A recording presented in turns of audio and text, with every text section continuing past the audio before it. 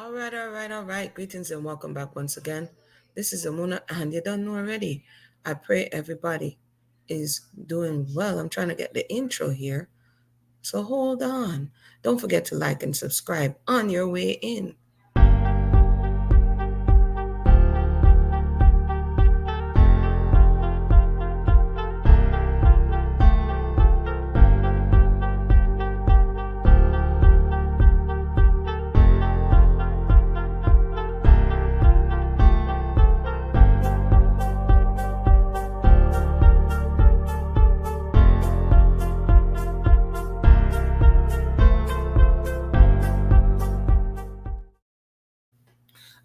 All right. Greetings and welcome back once again. This is Amuna, and you don't know already. I pray everybody is doing well. I said that I would come back and do a short little session before we continue the book because we came apart on this in chapter 8 when we were reading a couple of days ago about the description of who she's calling James, which would be Tyrese's father, family. And so I said I was going to go over it a little bit. So here I am to do that. I'm going to read out the rest of this chapter and then we are going to take a look at some of the findings. So James's mother, back up. So basically for those who, we're like on episode 8, we are reading from Drunk for 27 Years, a story of victory, her choice to live and not die. So the last time we left off, okay? The last time, let me double check to make sure everybody can hear me. No, can you hear me? The last time we left off, Pookie got married next woman, okay? And Pookie was the one who she had the first baby for. And she was heartbroken. She got sent home. She ended up in detention center because her mother called the people and pun her. And now she's 16 years old and she's emancipated and she's in love with, everything is good. She's in love with James, which is his real name would be Tyrone if he is Tyrese's father, right? Which he is according to the narrative. So but James, how am I going to forget this? So she had to get on welfare and she had to, make sure that she could take care of herself. Welcome to those who have just joined us. Make sure she could take care of herself and the family. We're talking about Priscilla Gibson here. And essentially, she trusted her now husband, because they got married, to pay the bill when she gave him the money, because she's working under the table at the sandwich shop. But instead of paying the bill, him crash out, as them say, the youth them say, and him take the money and go and spree, and I done out the money, and I smoke out the money, and I coke out the money, okay? So that's where we are, and she's declaring that, listen, I'm not giving him this money. And at this time, she's young still, 16, 17 years old. You know what I mean? So, Queenie, what's going on? Tasha, welcome to the conversation. So that's where we are now, on page 52. So we're going to read this, and then we're going to read a little bit more about James's family. So James's mother, I read this last week, but we're going to go over it, and grandmother were very spiritual people. They went to church all the time, to every church meeting, every church event, and anything else that the church was having. Although James' father was the pastor of his own church, his mother and grandmother attended a different church on the other side of town. I tried talking to James' father, but he didn't believe James had any problems. He told me just to let James be a man and not pressure him about anything he was doing. And by the way, James was doing madness. She's now pregnant with her second child, which is James's baby. He claims he was going to be a real dad. Okay. And James had them in the cold. He didn't pay the bill. He had them without electricity. He was wilding. And the father's saying, oh no, James is just being a guy.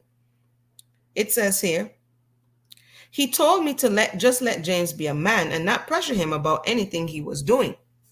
Because I didn't get any help from James' family, I didn't raise the issue with them again.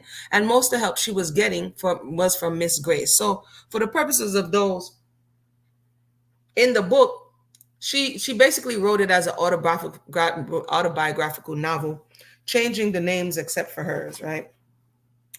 They were, however, thrilled that I was carrying James's first child and couldn't wait until the baby is born.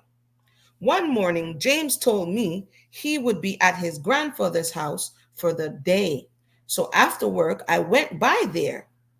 I walked in the house, and James and his grandmother was dancing around in the living room in their underwear, chanting something in a strange language and waving incense. And this is just an elder I found. This particular lady is not James's grandmother. For anybody saying, "Oh, is that James's grandmother?" No, but it's talking about his family lineage. So let's go. It looked like they were practicing some sort of guzu guzu, basically. Strange voodoo looking things were scattered around the dim room. They were so into what they were doing, they didn't even hear me come in the house. She says she watched for a second but got scared and left. Later that night, when James came home, he was high as a kite and talking crazy. She was lying on the couch watching television when he came in. He plopped himself down in the chair beside her and started babbling about all sorts of things. He told her that he was a little boy when his grandmother got him addicted to Valium. And if this sounds familiar, it's because I read it last time, but I said I was going to read it again so that we can get more context. Where are we? Where are we? Where are we? James was raised by his grandmother, not his mother. His mother had him out of wedlock when he was a teenager, and his grandfather felt his mother was too young to raise him properly. So she took him. James's grandmother believed he was a hyperactive kid, and the only way she could control him was to give him Valium. And when he wouldn't go to sleep, she gave him sleeping pills. She started this when he was a toddler. So let's pause for a second before we keep going forward. Because that whole part about James's mother not being an unwed mother, right? And him having to be raised by his grandmother is interesting because James's father was a pastor. So let me pull this up real quick.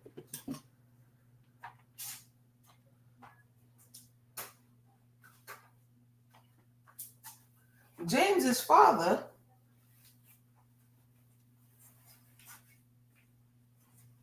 James's father was a pastor. So let's take a look here. All right, let me share my screen.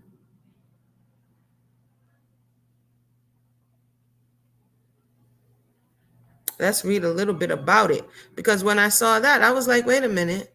Something ain't adding up. Something ain't adding up. Let me take off this. All right. Okay. So this is why I said she's loosely using names that may have been associated with other people. It's not like she giving them like all these different names. So this is James's father, according to the narrative. And Bishop Willie James Ellis Jr., right? It's like, Amuna, how you know? Y'all know I got to do my research now. Y'all know, hold on, I got too much stuff going on right here. I got to do my research. And according to the research, hold on. According to the research, listening to Tyrone, who would be Tyrese's daddy, he also confirmed that his father was a pastor. So that's how I found this. Hold on.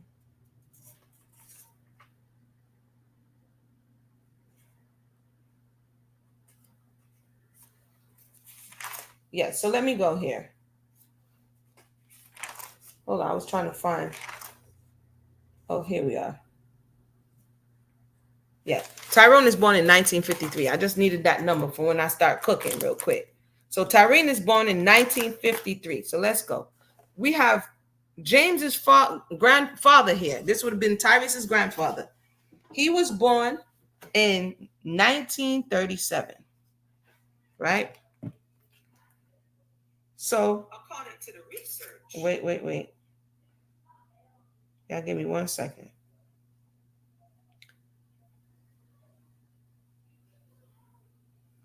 19. So 19. uh 53 minus 1937. So he would have been 16 years old when James is born or Tyrone is born, right? He would have had this child when he was a teenager, or fathered, sired this child when he was a teenager.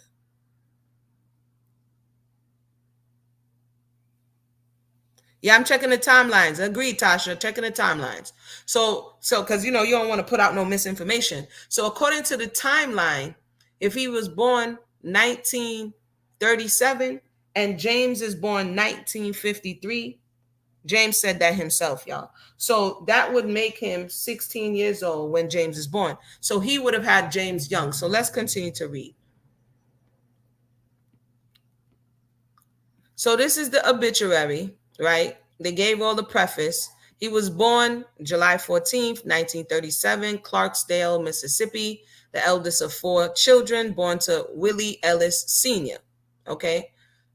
It jumps down to his mother, Modia Lee Ellis. This is important because, again, for people who want to do their family heritage, it's all here.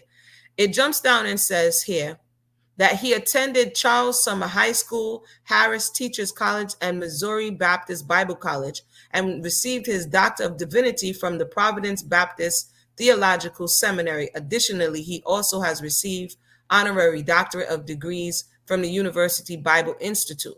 Okay, so he's a studied biblical, he went to seminary to get his paperwork, and Western Baptist Bible College. So let's look at him again. So if it seems like Tyrese is out here preaching on the internet, it may be because it's in his blood, right? He out here preaching on the internet. But let's continue. It says here, he displayed signs of ministry at the age of 3. He professed his love for Christ and was baptized by Reverend Victor Wells at West Side Missionary Baptist Church. Later, he joined Hopewell Missionary Baptist Church under the leadership of Reverend W.S. Jones, where he served as a minister of music. At the age of 21, he was called to the ministry. Okay, so he would have already had his first son. On Easter Sunday, April 27th, 1962. So when he would have been called, his son would have been 9 years old. 1962 from 1953. Correct. Son is 9 years old when he's called to the ministry. This is curious. 16, something all right. Hold on there. Something all right. 16. That's only 5 years. At the age of 21, he was called to ministry on Easter Sunday, 1962.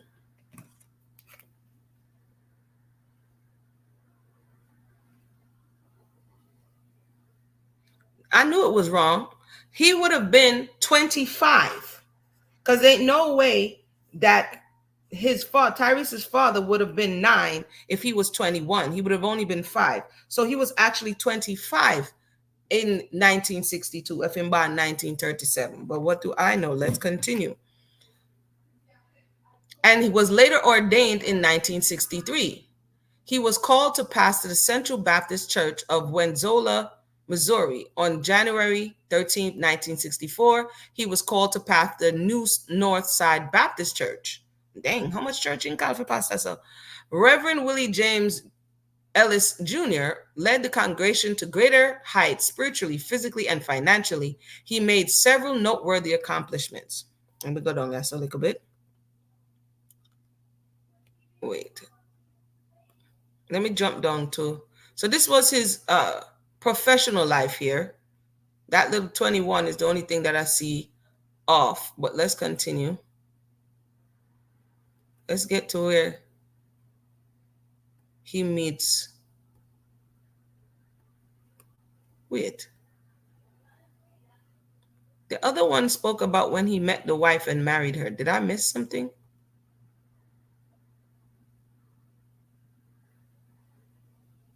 Oh, yeah, here. He married his college sweetheart, Beverly Elaine Coleman, and to this union, two children were born, Pamela and Rolanda Delphine Ellis, which when I first was reading it, I was like, wait a minute. Didn't Tyrone say that this was his father? So where is his name? Because he met and married his college sweetheart, which by that time, when you finish college, 22, 21, 22, 23 years old. So he had to, by the time he's finished, even when he's calling to be baptized, he's 25. He had to be around that time. I'm quite sure I can find it when he was married, but I'm not going to do all that. But he has a big son by this time. He's like at least 10, right? 11 or 12 years old. So, but the child is not mentioned here. So when it says in the book, so say, oh, maybe she's lying. When it says in the book, James was raised by his grandmother, not his mother. His mother had him out of wedlock when she was a teenager, and his grandmother felt his mother was too young to raise him properly, so she took him. Right? So it had to be something going on because he wouldn't have been the child born to this union. So let's jump down. And then this is where I found him, and then I'm going to continue to read. Just some cross-referencing. You guys can read this at your own discretion. It says here, on March 20th, 2012, he gave up the ghost. Who wrote that? He gave up the ghost at 9/11. Bishop leave to cherish his memories, a loving and faithful wife. Beverly Elaine Ellis, a loving sister, Modia Constance Watkins Ellis, two daughters, Pamela Fornes and Rolanda Ellis, and one son-in-law, Marvin Fornes, who was also his caregiver. So they put all of the legit family up front, right? The legal family up front. And then he goes on, one son, Tyrone Gibson, that is Tyrese's father, 11 grandchildren, Beverly, Donnie, Ashley, Brittany, Rakim, Hiram, Ashton, Alexis, Shanta, Nisha, Siobhan, Tyrone Jr. So Tyrone Gibson is the name of his father. Tyrone Jr. is the name of his brother, because it's 4 of them. I believe Shanta is the name of one of his sisters, and Siobhan, if I'm not mistaken, is the name. He had 2 brothers. It's 2 of them, 2 brother and 2 sister, right? And Tyrese, you guys see that? So the Tyrese there is the Tyrese of which we're speaking of. And 20 great-grandchildren, many nieces and nephews, 2 aunts, Aunt Annie Taylor and Audrey Holloway, and then it goes on, right? So this is also where I think they just borrowed the name James from, because his name was actually Tyrone, but they put the name James over there, and this would have been the grandfather. Interesting stuff. The father's father. So let me continue here. So at first I was wondering, did the child come before or after the incident? I mean, the marriage, but he would have been before.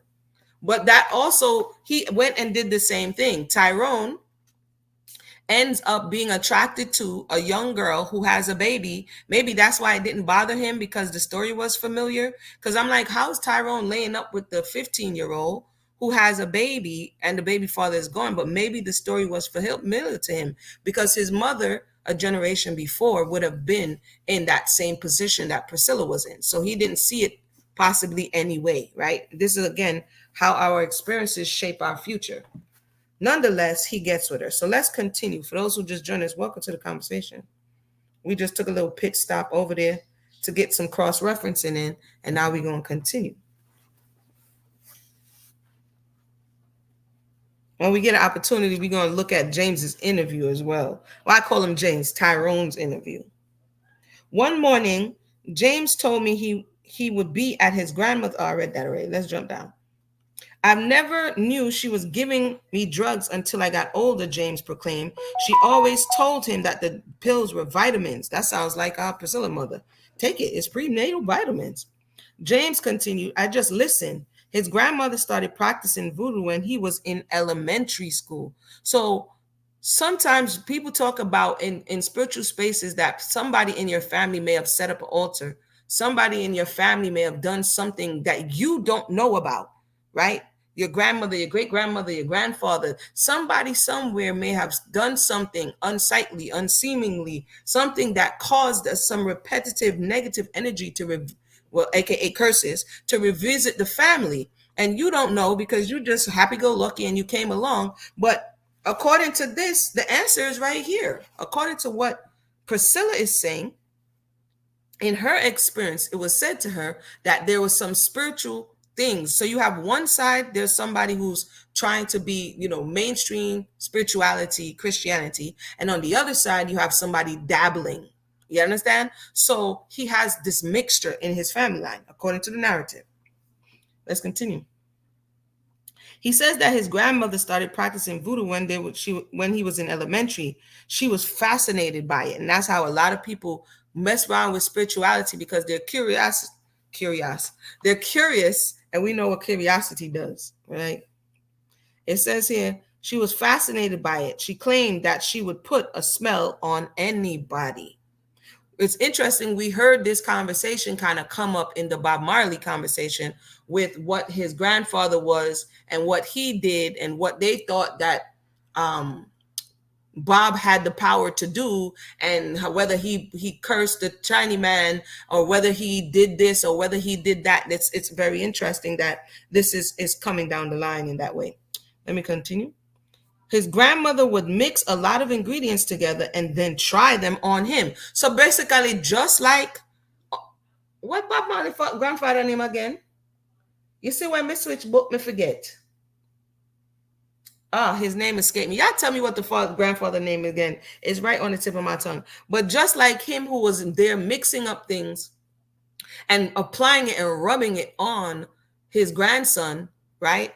He's saying or she's saying that his grandmother took him as the poppy show, took him as the one that she's going to practice on. So she could have more than salt him. She could have more than salt her grand pitney.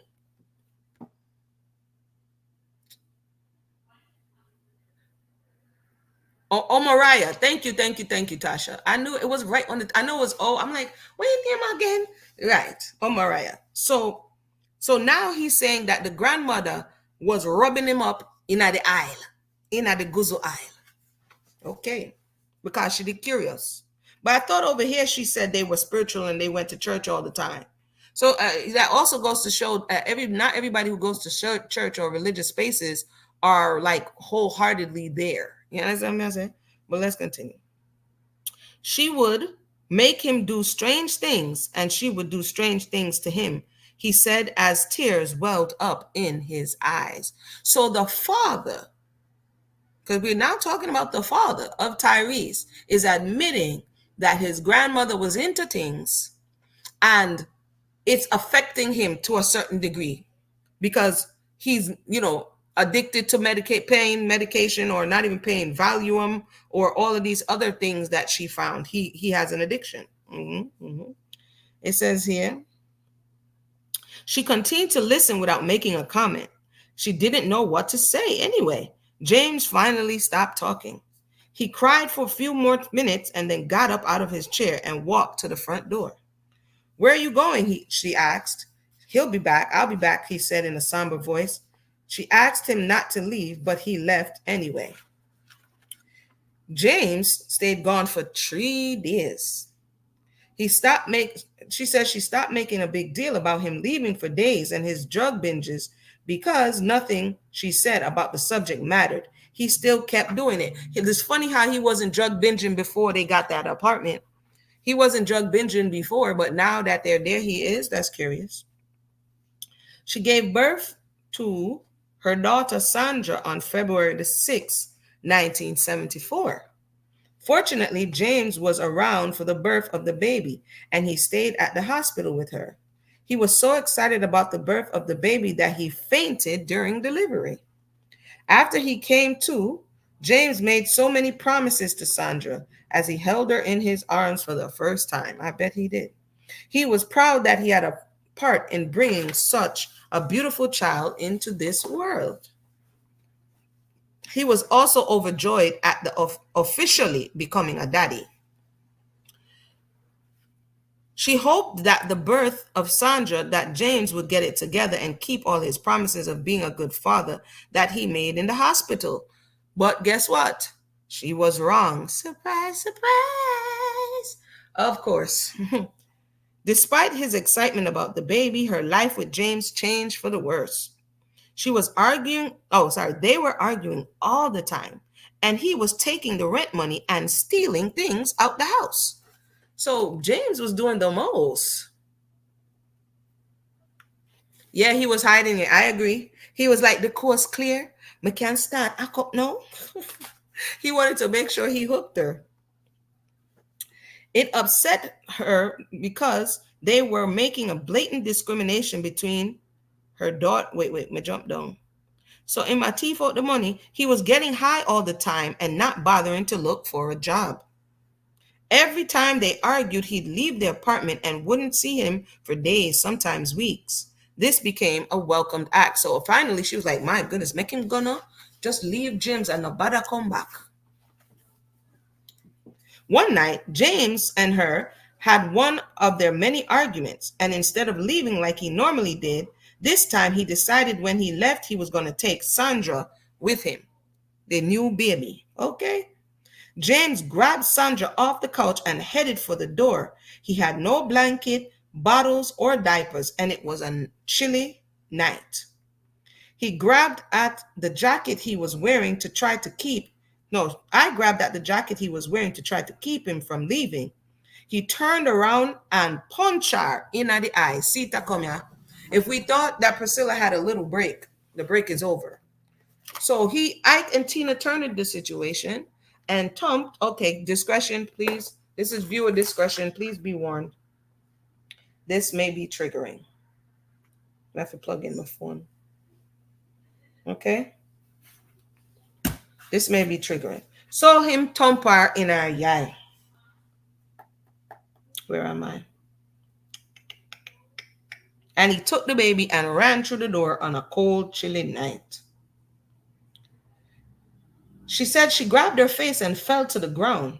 James lifted his foot and stomped her on her back. As she lay crying on the floor, he walked out the house with her 2-month-old baby. James had never hit her before. So remember, no, she said, I'ma tell her, say, why, what you gonna blame it on? The gazum that you're not in your right senses? Anyway. She said he never hit her before. They cursed and yelled at each other, but they never fought. He punched her like he was punching a man on the street. Her back had his shoe print on it for a few days, and it was extremely sore. 2 months had passed, and it felt like James and Sandra disappeared off the face of the earth. I don't even want to say, can you imagine? But can you imagine that this guy, T-Fire baby, thump her in the eye, and then disappear for 2 or forever, however long, 2 months. 2 months had passed, and it felt like James and Sandra had disappeared off the face of the earth. She had searched frantically for them every place she could think of, but could not find them. Her life was hell. Poor Valencia wasn't getting very much attention either. She couldn't sleep and couldn't think about anything except where her baby was. Man, torture. The following month, she didn't get a welfare check. So 3 months now, She called the welfare office and found out that James had told them she was an unfit mother and that he had to take his child away from her.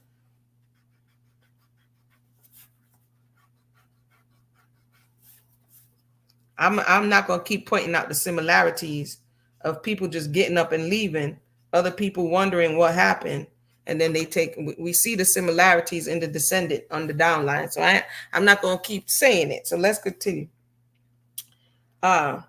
He was getting a welfare check for Sandra wherever he was. So he stole the baby. And since he was stealing the money from her anyway, he decided to just forget this. He gonna steal the whole welfare check. Wait, but pause. I think I skipped a verse, a chapter. Hold on. I'm not chapter, paragraph. This is what spurred on the argument.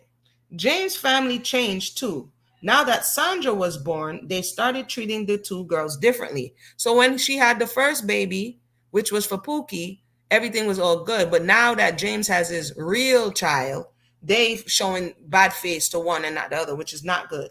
Most times they only wanted Sandra to visit and not Valencia. It upset me because they were making a blatant discrimination between the daughters and she didn't like it. She decided that she wouldn't let Sandra go over any of their houses anymore if Valencia couldn't go. The family got mad and threatened to disown her from the family. Her decision caused a lot of turmoil between James and herself, and he couldn't see her point of view and accused her of being controlling and difficult. So that's where the contention came from that led to the fight with him Tom Parry and Yai and beat her up and steal the baby. James, that's over the top. You could have kind of had a mediator to have that conversation. She's basically trying to not make division in her family. And if you were taking care of this child and looking out for this child and embrace her, she came with the child. So why would you all of a sudden now, since another child is born, kind of disregard the child that was there? That's not just. And let me know what you guys think. Is that just or is it not just? Let me know. Based on the way she said the situation and he was there up until that time and there was no problem, I don't understand how all of a sudden it became a problem. But let's continue. We are at the end of this chapter here, and it says, so anyway, him thief the welfare check now, so him can get the money if he go do what him want to do. Wherever he was, despite not getting a check, she was relieved to have heard something about James. At least now she could know that her baby is still alive. Now I need to find out where he is. She asked the welfare office to tell her where he lived, but their confidentiality policy prevented them from telling her even after she explained the situation. She pleaded with them, but there was no change in their minds, not without a court order, and she couldn't afford a lawyer. This lady, and she young, because this is 1974, right? And the baby born February. And she is born 1957. She's 17 years old and going through it. She has two babies. Hold on there. She has two babies for two different men. She's now married, been married for a year. One baby for Pookie, one baby for James, married for a year, and now the baby is 2 months old. And the father abduct the baby and run gun and thief the welfare check too. Let's continue. Now she needed to find out where he was. Okay, we did that. That month, the welfare office investigated her for neglect. They came to her apartment and they came to her job. James knew that she worked under the table and he was doing all he could to get her in trouble. This guy, Joe.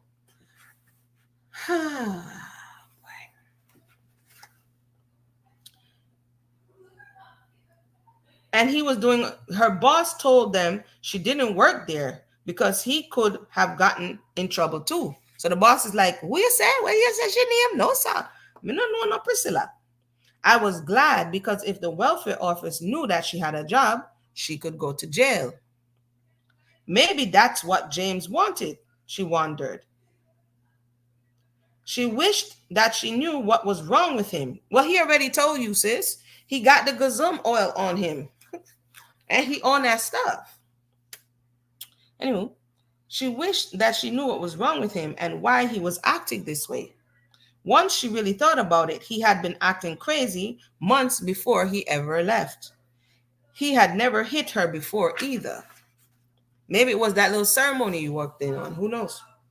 The welfare people questioned the landlord about her character and what sort of mother she thought I was.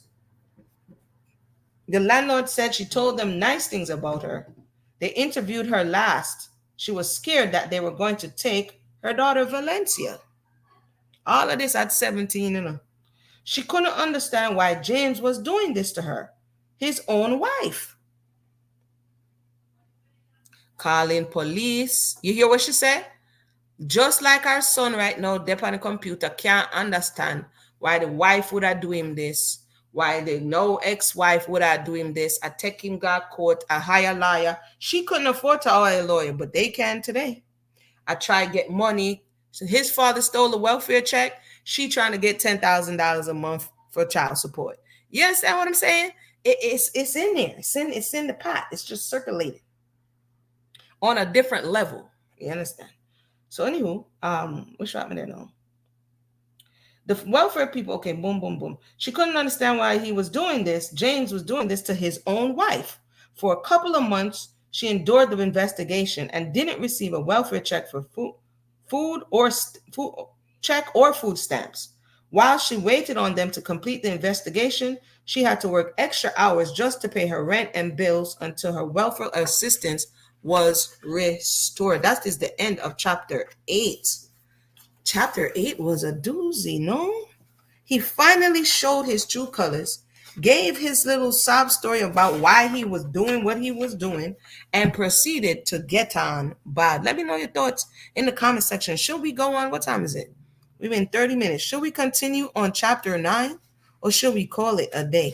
You guys let me know. I'll put the link in the box if you want to share your thoughts. Should we continue on to chapter 9? Let me take a swig of water here.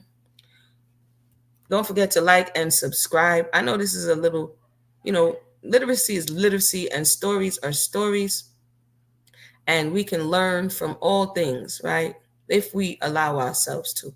So let me know your thoughts while I take a swig of water.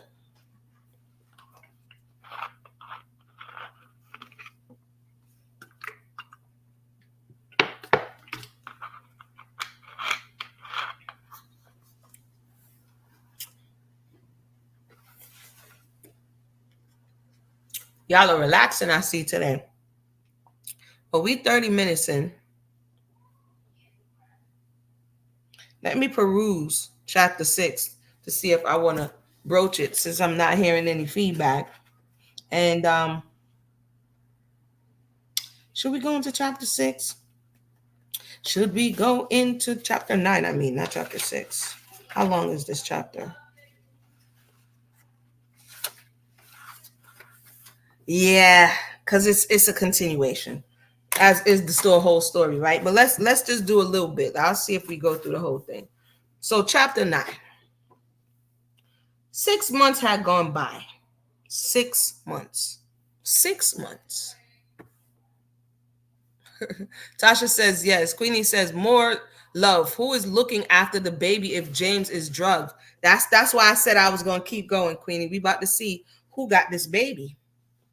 So 6 months had gone by, and I still hadn't seen James or her baby girl. That is tough. That is difficult on the mother, difficult on the baby, everybody, right?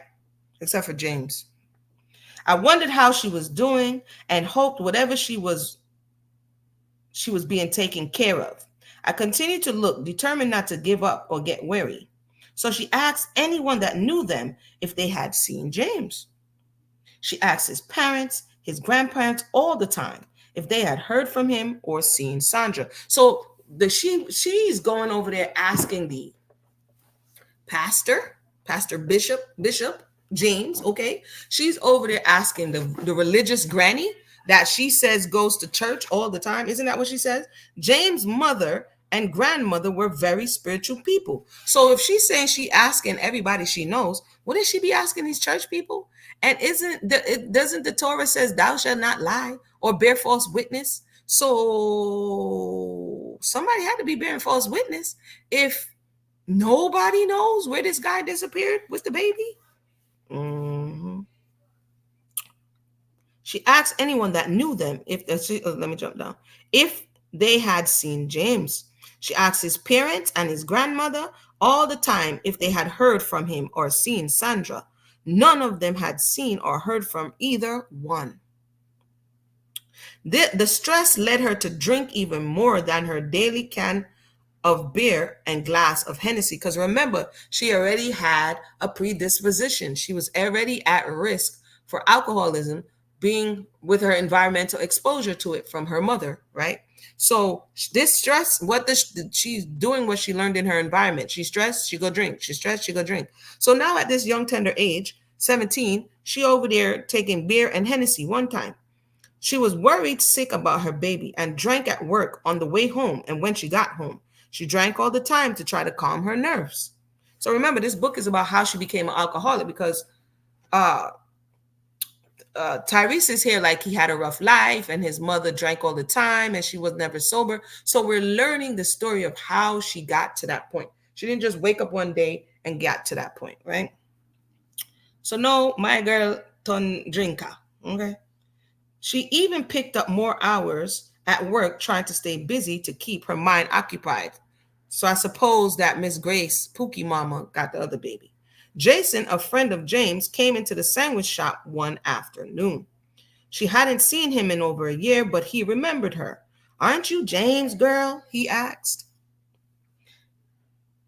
I used to be, I answered rudely, though not really feeling like talking or answering questions because James walks out on her. Not only is the baby missing, James is missing, and James is missing for 6 months. I answered rudely, though not really feeling like talking or answering questions. The stress was taking a toll on her, even though she was still trying to function as usual. How you doing? He asked, sounding chipper. I just saw James the other day. So imagine now she drunk in at the sandwich shop. I make Billy Reuben, not Billy Reuben, over there making Reubens. What they call it again? Billy Reuben. I'm over here thinking about the babies and John D's in the NICU living it. She over there making Cuban sandwiches or whatever she was making, right? And in walks Jim's brethren talking about, I just saw him the other day. Can you imagine how her heart must have dropped? Like, what? This is the first lead she have in 6 months. She said, what? I shouted. Where?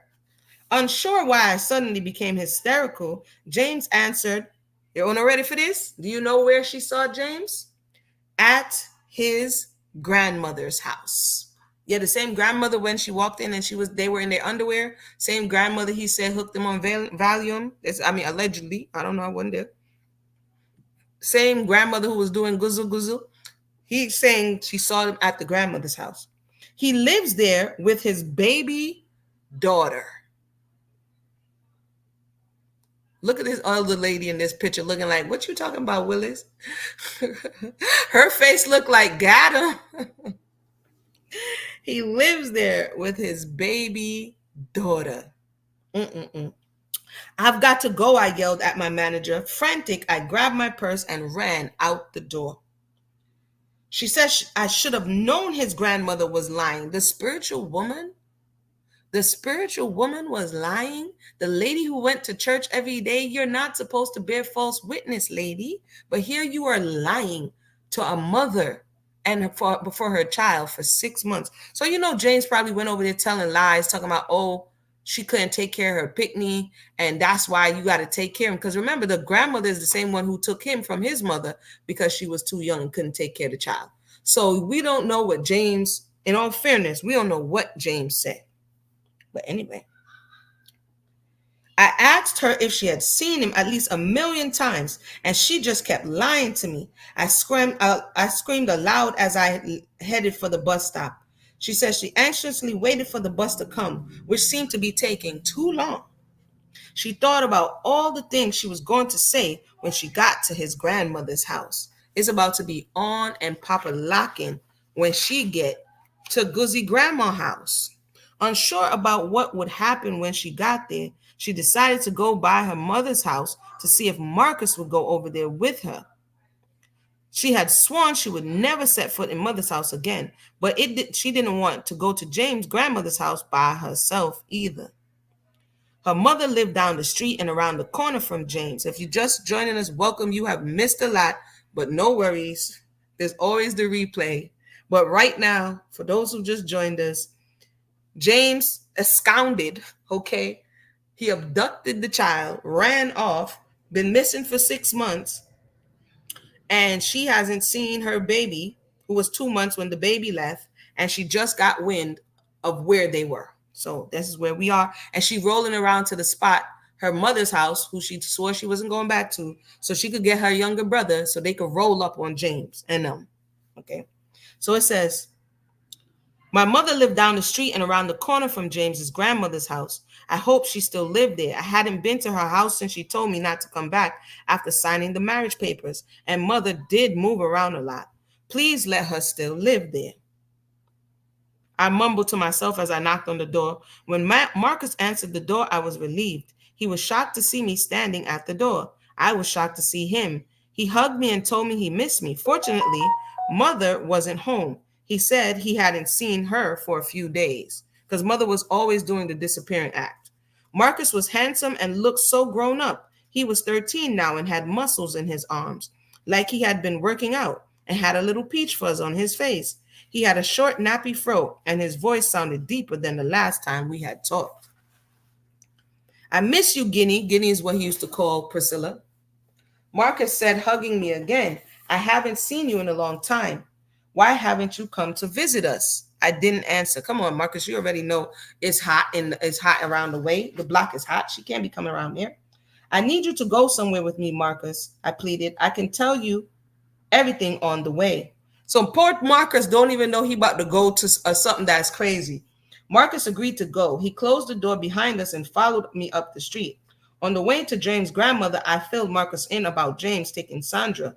Marcus was surprised to know I had another baby. When we arrived at the house, I walked on the porch and banged loudly on the door. She had a stronger confidence since Marcus was with her. James' grandmother answered the door before asking who it was. When she saw it was me, she looked very surprised, especially because she's Alayad, according to the story. And she keeps telling you that they're not there. Miss Bessie, where's Sandra? I screamed in her face as I pushed my way past her and ran in the house. Marcus stayed outside on the porch. I ran down the hallway looking for my baby and calling her name. I turned to go into the living room and was stopped in my tracks. She says at the end of the hallway near the living room was a closet that appeared to be some sort of coat or linen closet where the doors had been removed. Oh boy. Miss Bessie had turned it into what looked like a voodoo shrine. All right, this is talking about the spirituality within the family. You have African spirituality of some sorts happening on one side, and then you have Christianity happening on the other side, right? Of his family, on his father's side. So let's continue. On his father's side. It says here, Miss Bessie had turned it into what looked like a voodoo shrine. She stared in disbelief and could not believe what she was seeing. Inside the closet were bowls with... So no, Miss Bessie did practice pan James, turn James mad. I know she turned it around to practice on the baby. Maybe it was her who was like, bring the baby. Who knows? So this would be Tyrese's second oldest sister, according to the narrative, which now most I rest and both of them have passed recently.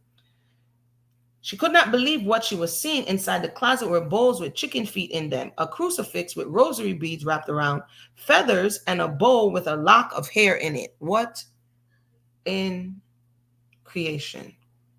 Incense was burning around a picture of the baby that was placed in the center of the shrine. Her stomach knotted up and fear came over her. She knew she had to get her baby and get out of the devil-worshipping house. She heard sounds coming from the living room and turned to look and saw a woman sitting on the couch in the living room holding her baby. She was humming something with her eyes closed. Give me my baby. Well, she's not Jamaican, so, let me change that. Give me my baby, I demanded. I started, because I only could imagine, the way you snatched that baby, though.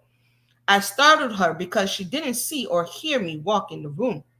She said she grabbed Sandra out of her hands and ran for the front door, passing Miss Bessie, who was still standing in the hallway screaming for James. So imagine Miss Bessie in there, James, come quick, James. We know James still wasn't looking for a job, because why was James home in the middle of the day? But anyway. So she snatched the baby out the hand and run through the door. Where the blink do you think you're going? I heard a voice. I heard a voice say just before I made it to the front door. She turned around to see James standing on the stairs, holding. What is James holding, everybody? Can anybody guess what James is holding in his hand as he is verbally getting ready to accost her? I'll let you know. James is holding a crowbar. Okay. You ain't going nowhere with my baby, he shouted. I said, this lady, fear her life turn up, me I tell you. It's a reality show. Become merciful father. James lifted the crowbar and hit her across her forehead. She fell to the floor with Sandra still in her arms as blood poured down her face. Sandra started screaming. So again, trigger warning because hello, but what in the world, sir? If you are that concerned with the baby, how could you hit her with a crowbar? You know, how could you do this? Let's continue.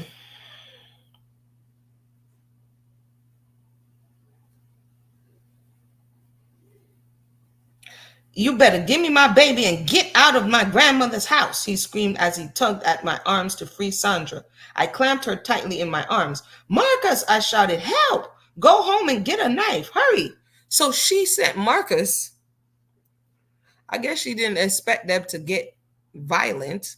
So she sends Marcus home to get a little something. Okay. Marcus ran home as fast as he could and had no idea where Miss Bessie or the woman in the living room went. She had no idea. She ain't leaving. I ain't leaving without my baby, I screamed.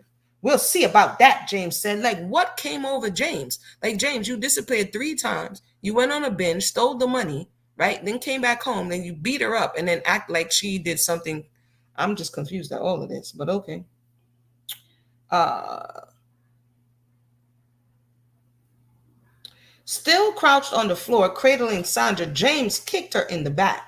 Sandra fell out of her arms, and James grabbed her hair and pulled her up off the floor. Then he thumped her in her face and she tried to fight him back despite the blood flowing from her forehead and affecting her vision. By the time Marcus made it back with the knife, James had thrown her outside the house and on the porch.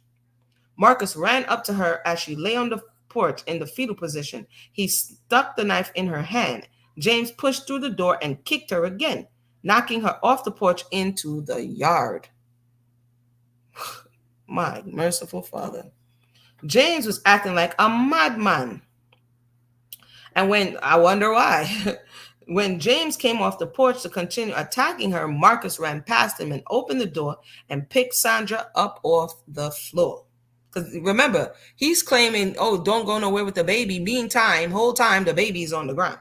She was screaming and sitting in a pool of her blood. As soon as James turned his attention to what Marcus was doing, she stabbed him with the knife in his upper back.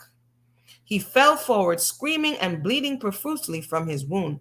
Marcus ran out of the house with Sandra. He helped her up and they ran back to mother's house. Now, poor Marcus, I don't know. I don't know how to feel. Marcus was probably in there eating his cereal or doing whatever he was doing and doing his homework.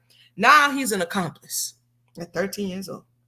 Okay, he had no idea what was Papa locking. It says here, they arrived at mother's house exhausted and in a panic. Marcus took Sandra into his room to try to quiet her, and she went into the bathroom to clean herself up and try to stop the bleeding from her forehead. She had bruises over her face and arms, and eyes were beginning to turn black. The gash on her forehead looked really deep, and she couldn't stop the bleeding. She tried pressing towels on it, but her head was hurting so badly. Marcus knocked on the door and brought her a sandwich bag with ice in it. Don't forget to like the video if you're enjoying. Well, I don't mean enjoying in that way, but you don't know already. Like and subscribe because this is wild. So here come Marcus with the ice. She sat down on the toilet lid and crying and pressing the bag of ice, wrapped it in a towel on her forehead. Her clothes were covered in blood, as we could imagine. She had been in the bathroom for a while when she heard a loud knock at the door. I jumped off the toilet, scared and afraid to come out of the bathroom. She had no idea of who it was at the front door. I'm going to stop right there. We're going to have to come back to find out who was at the front door, fam. Let me go ahead and stick a pin because, we're going into something else right now. She finally found out where the baby was. The Layad, according to the story, Granny, okay, the Guzzi working Granny, knew exactly where the baby was, and she was now practicing on the baby, according to Marcus, according to James, as she once practiced on him. And maybe one in Muddy that take him. Who knows? So you're gonna have to tune in to see who was at the front door because something is into something. I want to thank everybody for tuning in. Again, if you have any questions or comments, feel free to share at this time. If not, I'm gonna go ahead and go sip my water and boogie. You don't know. Thank you for always tuning in and sharing in this journey of literacy, learning, growth, and healing. Because without it, how it ever work. So with that said, I want to thank everybody. Tasha says she think the police, they're at the front door. Who else do you think is at the front door? Hit by a crowbar, kicked in the back, and mobile? Queenie is doubting the veracity of the claim. It's a possibility she's running on adrenaline. She has been looking for her baby for 6 months. Who knows? She running on adrenaline. Maybe his kick didn't hurt her that bad. Or maybe, again, adrenaline is a thing. You know what I mean? People do wild and crazy super strength type stuff when you're running on adrenaline. So it's a possibility. It's a possibility. Anybody else? Who do you think is at the front door? Do you think it's James? Do you think it's the grandmother? Who is at is it mama? Did mama come home? Because mama don't want to see her there either. I'll tell you the truth. Mama probably be like, what you doing here? Didn't I tell you don't be coming around here with no babies? Mama probably be like, don't even want her to be there. Yeah, adrenaline, it does. It does. So she was fight and flight. You know what I'm saying? She was fighting. When she realized her baby was in there, she fought for her baby. And then when she realized she you know what I mean? She stabbed him and he's bleeding, then she flight. She was fighting and flighting. So we'll tune in and find out who's at the front door, finish up chapter 9 and continue with this book. I was just reading in the beginning as a sample, but the book is very interesting. So with that said, I want to thank everybody for tuning in. If you were triggered by the contents of this book, just be warned, it kind of goes into things like this. It kind of has a lull and then goes back. There's a lot of violence in her past. There's a lot of trauma in her past. And yeah, and some people's lives, that's the reality. You know what I mean?